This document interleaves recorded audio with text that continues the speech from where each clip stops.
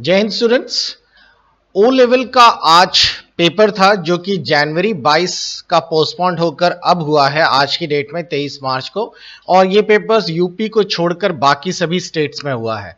Paper को चलिए solve कर लेते हैं ताकि आप में से जिन भी बच्चों ने आज दिया है आउटसाइड द यूपी, जिन्होंने भी पेपर दिया है, सबसे ज़्यादा बच्चे इस समय मेरे पास जो हैं वो दिल्ली रीजन्स के हैं, उत्तराखंड के भी हैं और इनफैक्ट राजस्थान के भी हैं, वेस्ट बंगाल के भी हैं।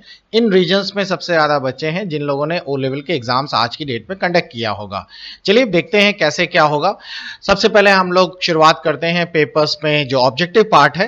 पेपर्स का इस चीज आपको शुरुआत में ही बता दूं कि जो ऑब्जेक्टिव जिसने आज क्वालिफाई कर लिया है, पेपर का सब्जेक्टिव बहुत ही इजी था, थ्योरेटिकल था, कोई भी ऐसा नहीं था कि जिसमें आपको थोड़ा दिमाग लगाना पड़े, बस कहानी की तरह आपको लिखना था। तो ऑब्जेक्टिव वाला पोर्शन जिसने क्वालिफाई कर लिया होगा इजीली वो अपना ये पेपर क्वालिफाई कर पाया होगा। सवाल शुरू करते हैं। सबसे पहले, group of bits in memory which is used to represent information or data of some type is known as। इस क्वेश्चन का सही जवाब है आप लोगों का मेमोरी वर्ड। मेमोरी वर्ड के द्वारा ही आप लोग ग्रुप ऑफ बिट्स को रिप्रेजेंट करते हैं। नंबर सेकंड पे आते हैं। Information in computer read only memory is stored bye.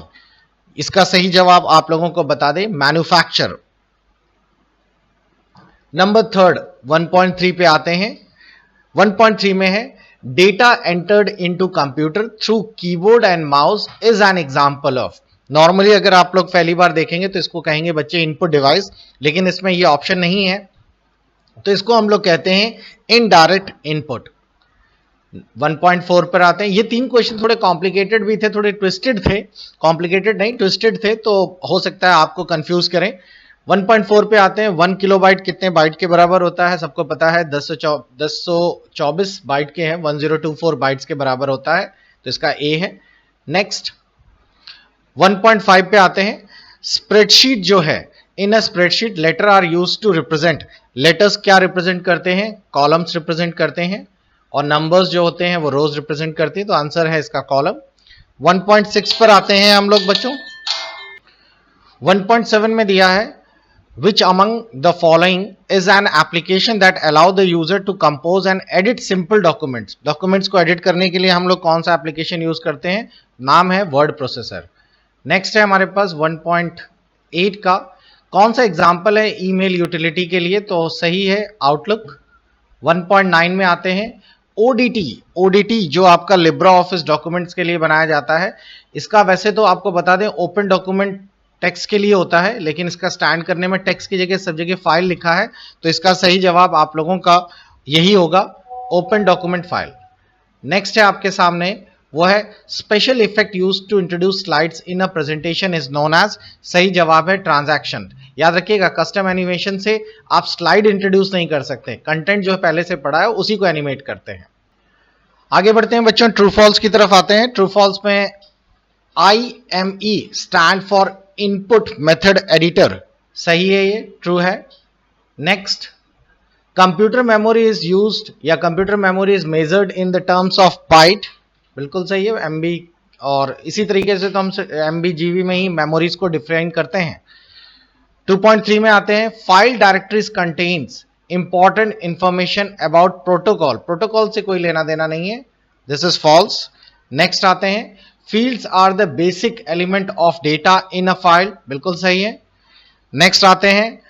Through normal view we can see all the slides, गलत है, हम लोगों को नॉर्मल व्यू नहीं होता, थंबनेल व्यू होता है, जिससे हम लोग अपनी सभी स्लाइड्स को एक साथ देख सकते हैं। नेक्स्ट आते हैं 2.6 पर। 2.6 ये रहा हमारा, you can type text directly into the PowerPoint but typing in a text box is more convenient, बिल्कुल सही है। 2.7 पे आइए। List section does not exit in slide layout. हाँ, लिस्ट नहीं होता उसमें, आप लोग देखते होंगे क्लिप आर्ट्स होते हैं, चार्ट्स होते हैं और टेबल होता है, लिस्ट नहीं होता। 2.8 पे आते हैं। Cells are identified by the combination of letter and numbers, बिल्कुल सही है। Next, functions make it easier to set up complicated calculation, बिल्कुल है, कैल्क का है, फंक्शन यानी फॉर्मूला से इजी हो जाता है कैलकुलेशंस।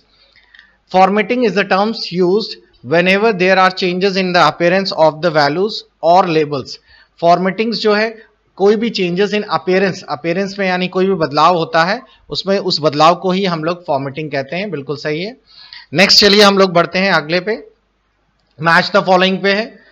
सिंपल है, आप लोगों को इसे करने के लिए हमेशा एक तरीका बताया गया है कि पहले राइट वाले पहले पूरे पढ़ लीजिए, उससे लेफ्ट वाला करना आसान हो जाता है। मैं इसको एक ही स्क्रीन पे कर लेता हूं ताकि आसानी से आप लोगों के सामने एक बार में मैच हो जाए। सबसे पहले रैम है, रैम को कनेक्ट कर देते हैं हम लोग रैंडम एक्सेस मेमोरी। नेक्स्ट है हमारे पास OCR यानी कि हमारा हो गया ऑप्टिकल कैरेक्टर रिकॉग्नाइजेशन। नेक्स्ट है हमारे पास एडोब फोटोशॉप। एडोब फोटोशॉप एक ग्राफिक्स का सॉफ्टवेयर है। 1 MB बाइट्स में दिखाने के लिए हमारे पास H है। .doc के लिए हमारे पास MS वर्ड फाइल है।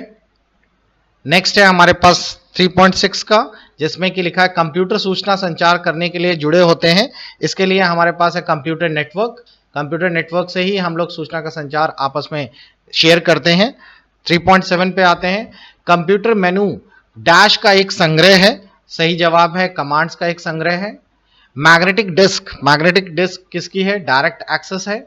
नेक्स्ट यूनिक्स क्या है, एक प्रकार का ऑपरेटिंग सिस्टम है। और कंट्रोल M से हम लोग नई स्लाइड्स ऐड करते हैं। क्लियर हो गया, तो ये मैंने सारे मार्क कर दिए हैं। नेक्स्ट आगे बढ़ते हैं बच्चों, हमारे पास अगला है fill in the blanks. Fill in the blanks में हमारे पास जो चार्ट दिया गया है इसमें से कलेक्ट करके आपको सही वाले डालने हैं। देख लेते हैं, 4.1 से शुरू करते हैं। किसी दस्तावेज में डैश का जिस क्रम में उसे प्रस्तुत किया जाता है उसे दस्तावेज को तांत्रिक संरचना के रूप में संदर्भित किया जाता है। इसका सही जवाब है इंफॉर्मेशन C।